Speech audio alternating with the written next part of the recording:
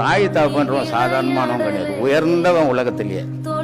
அவங்க மேல அன்பு காட்டாத அந்த பிள்ளைங்க, அந்த தாய் தகப்பனை வெறுக்கிற பிள்ளைங்க பூமியில இருக்கிறத விட சாகிறது மேல்.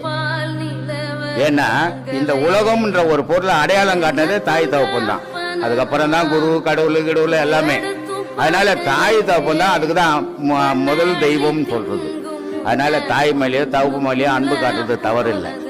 ஆனா அன்பு காட்டுறன்னு அநியாயம் பண்ணின்னு தெரியக்கூடாது, அதுதான் தவறுன்னு சொல்றேன். அதனால பெத்த தாய் தகப்பனுக்கு எவன் ஒருத்தன் கடைசி வரைக்கும் அவங்கள கண் கலங்காம வச்சுக்கிறானோ அவனே கடவுள் அடி சேருவான்.